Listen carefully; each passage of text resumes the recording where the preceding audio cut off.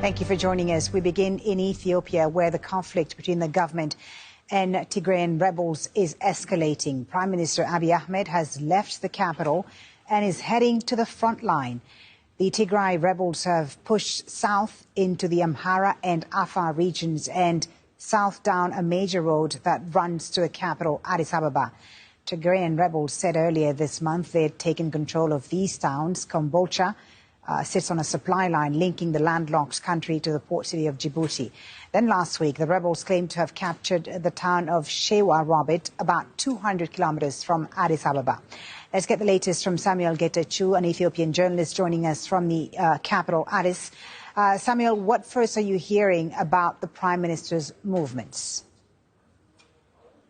Well, Lagasa Tulu, the spokesperson of the Ethiopian government, the head of communication services here in Addis Ababa, said the Prime Minister is in the battleground, giving leadership and really fighting for the survival, he said, of Ethiopia. There are many people that are joining the call for the Prime Minister, following in his footsteps, including Olympian Haile Gebrselassie, a successful businessman in Addis Ababa, as well as part of the elders who went to Mekelle at just before the conflict began, seeing if this can be resolved in a more peaceful way. But again, the Prime Minister is indeed in the battleground. He said that on Monday night, and that was expected to happen. And there he is in the battleground, fighting what he terms a terrorist organization, that is TPLF. Samuel, thank you for that update. Samuel Getachew, live there in Addis Ababa. Let's discuss the situation in Ethiopia further now with Mustafa Ali, who's the co-founder and chairman of the Horn International Institute for Strategic Studies. Is joining us from the Kenyan capital, Nairobi. Very good to have you with us, sir. The Prime Minister has the rank of Lieutenant Colonel in the army and fought in the 1998-2000 border war between Ethiopia and Eritrea. What do you make, first of all, of his decision to join the battlefield? This is a very big gamble, isn't it?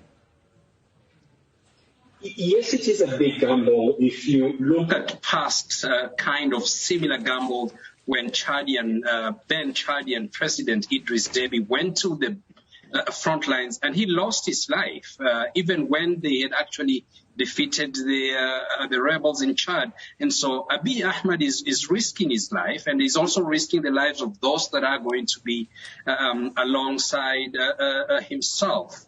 And but I think the calculation here from Abiy's administration is that because the TDA, OLA, and many other armed groups are converging around Addis Ababa, he sees it fit as part of psychological operations that to inspire other Ethiopians to join the ranks and file of the ENDF to fight this war and to push back the Tigrayans.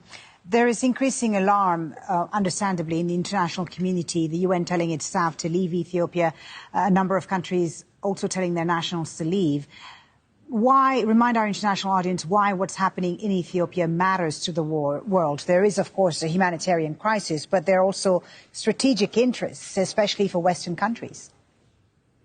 Absolutely, and this is the reason why United States Secretary of State Blinken was in the region precisely to urge other African leaders, particularly Kenya's President Uhuru Kenyatta and Buhari, to take more action, to take more initiatives to push for peaceful resolution of the war that is going on in Ethiopia. Ethiopia is a huge country with a population of 112 million. One is if this country descends into anarchy, then we are going to have a huge problem of stability in the entire Horn of Africa with so many refugees, really a deluge of refugees that will come to Kenya, will go to Sudan, South Sudan, Djibouti, and other places. Already the Horn is very unstable with Sudan, the recent coup there, Somalia still disintegrating, Al-Shabaab gaining ground there.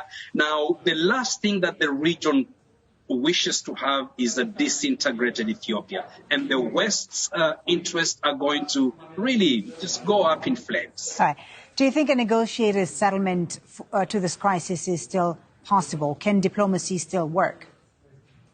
diplomacy can still work. And I do understand AU's mediator Olusegun Obasanjo is still pushing. However, the recent escalation with Abiy going to the front line and many more rebel groups joining the TDA, this military armed escalation has taken many aback and is going to affect the diplomatic push, which has been going on for some time in the last a few weeks. And it threatens to actually stop any kind of mediation between the two groups.